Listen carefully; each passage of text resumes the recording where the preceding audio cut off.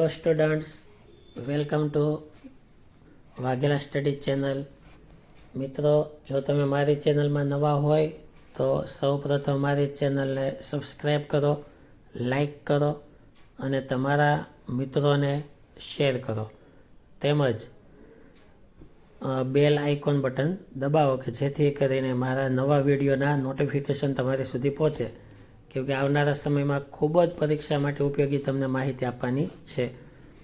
તો આજે આપણે વાણિજ્ય વ્યવસ્થા, આજે આપણે પત્ર વ્યવહાર સેક્રેટરીયલ પ્રેક્ટિસના વિભાગ ડીનું સોલ્યુશન કરવાનું છે.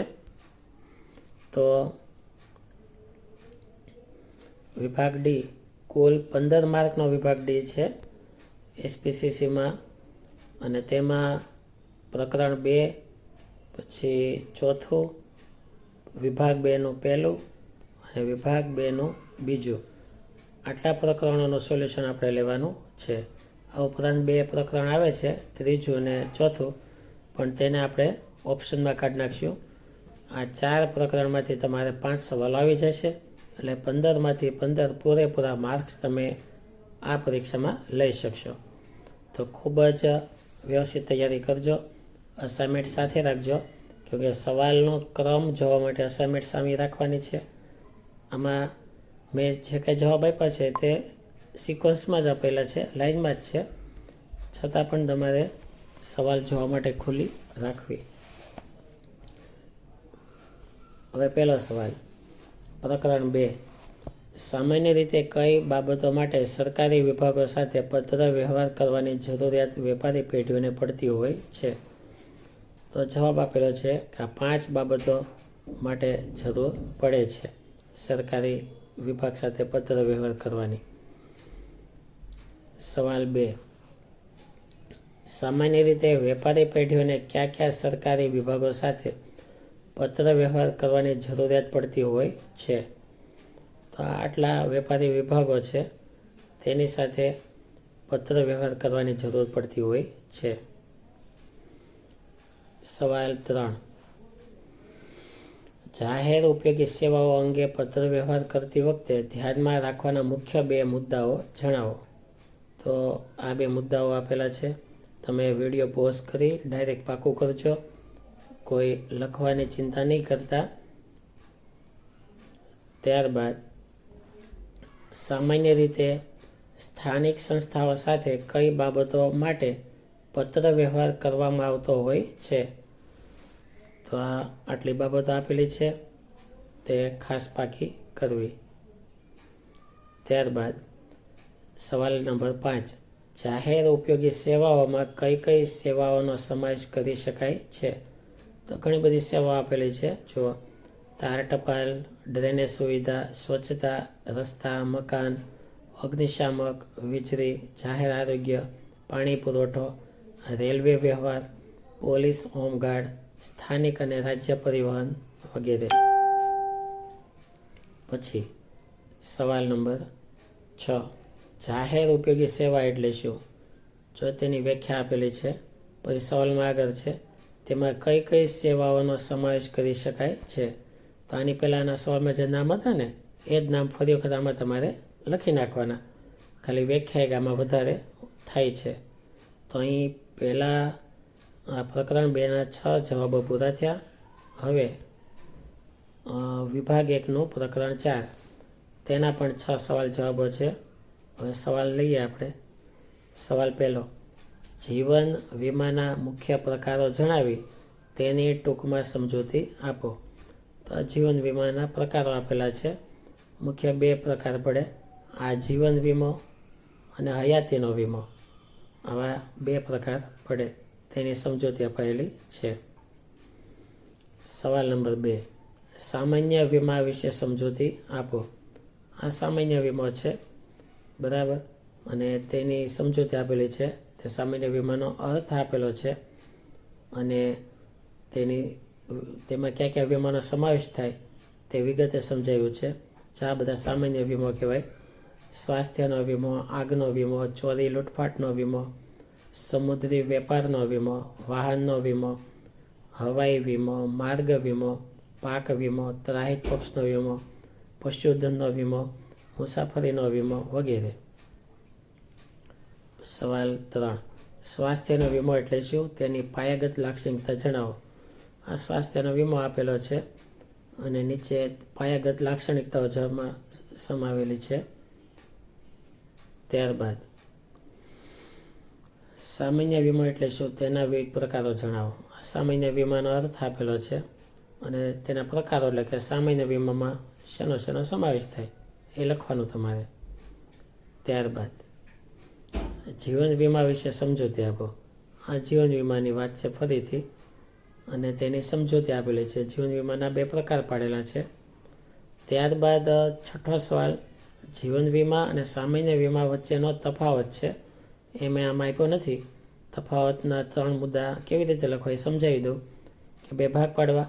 એક બાજુ જીવન વીમો, બીજી બાજુ સામાન્ય વીમો. પહેલા પોઈન્ટમાં બંનેના અર્થ લખવા, બીજામાં પ્રકારો લખવા અને ત્રીજામાં ઉદાહરણ આપી દેવા. આવી રીતે 3 મુદ્દા કરીને તફાવત લખી નાખવાનો છે. હવે પ્રકરણ 1 ભાગ 2નું સવાલ 1. શેર હપ્તાની યાદીમાં કઈ વિગતો હોય છે? જો શેર હપ્તાની યાદી છે, આ એની વિગતો છે. કુલ 6 વિગતો છે. સવાલ 2. ટૂંક નોંધ લખો. શેર જપ્તીની નોટિસ. જો આ શેર જપ્તીની નોટિસની ટૂંક નોંધ છે. આ રીતે તૈયાર કરવી. વિડીયો પોઝ કરીને પાકું કરવાનું શરૂ રાખજો. ત્યારબાદ ટૂંક નોંધ લખો. શેર લિયન. આ શેર લિયનની ટૂંક નોંધ છે. આટલી ટૂંક નોંધ પાકી કરવી. ત્યારબાદ સવાલ 4. અરજીની રકમ અરજદારના ખાતામાં બ્લોક કરી ને અરજી કરવાની પદ્ધતિ ટૂંકમાં સમજાવો. તો આ અરજી ટૂંકમાં સમજાવવાની રીત આપેલી છે. વિડીયો પોઝ કરવો, પાકું કરવું. પાકું થાય એટલે તમે રબકમાં લખી શકો છો. પછીનો સવાલ, ટૂંક નોંધ લખો. શેર સોંપણી. આ શેર સોંપણીની ટૂંક નોંધ આપેલી છે. આટલું પાકું કરવું. જો 7 મુદ્દા આપેલા છે. ત્યારબાદ ડિવિડન્ડના પ્રકારો જણાવો. આ ડિવિડન્ડ આપેલું છે, તેની વ્યાખ્યા, તેમના પ્રકારો આપેલા છે. જો ઇક્વિટી ડિવિડન્ડની પણ વાત એમાં સ્પષ્ટ રીતે કરેલી છે. ત્યારબાદ ટૂંક નોંધ લખો. હકના શેરના ત્યાગપત્ર દ્વારા ભાગલા પાડવા. જો હકના શેરના ત્યાગપત્ર દ્વારા કેમ ભાગલા પાડવા તેના વિશે ટૂંક નોંધ આપેલી છે. જો હજી લંબાયેલી છે ટૂંક નોંધ, અહીંયા સુધી પાકું કરવું તમારે ખાસ. ત્યારબાદ ટૂંક નોંધ લખો. ગેરકાયદેસર શેર વેચણીના સંજોગો. જો આ રીતે ટૂંક નોંધ લખવાની ગેરકાયદેસર શેર વેચણી વિશેની. ત્યારબાદ ટૂંક નોંધ લખો. શેર જપ્તીની અસરો. આ શેર જપ્તીની 8 અસરો આપેલી છે, તો તે પાકી કરવી. વિડીયો પોઝ કરતો રહેવો, કેમકે જો બોર્ડમાં ઘણી વખત પૂછાયેલું છે તો ખાસ યાદી કરવું. પછી ટૂંક નોંધ લખો. ગેરકાયદેસર શેર વેચણીની અસરો. તો આ ગેરકાયદેસર શેર વેચણી એટલે શું તે આપેલું છે, તેના વિશે ટૂંક નોંધ પાકી કરવી. પછી ટૂંક નોંધ લખો. અનિયમિત શેર વેચણીની અસરો.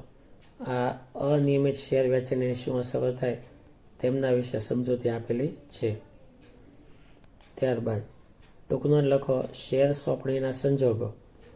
જો શેર સોંપણીના સંજોગો 5 આપેલા છે. ત્યારબાદ 2 સંજોગો અહીંયા આપેલા છે, તો આટલું તમારે લખવું. અહીંયા વિભાગ 2નું પ્રકરણ 1 પૂરું થાય. હવે વિભાગ 2ના પ્રકરણ 2ના સવાલો. તેમાં કુલ 6 સવાલો છે. 6ના જવાબ જોઈએ. પહેલો સવાલ, મૂર્ત સ્વરૂપના શેર કોને કહેવાય? તેની ફેરબદલી વિધિને કયા 2 ભાગમાં વહેંચવામાં આવે છે? તો મૂર્ત સ્વરૂપના શેર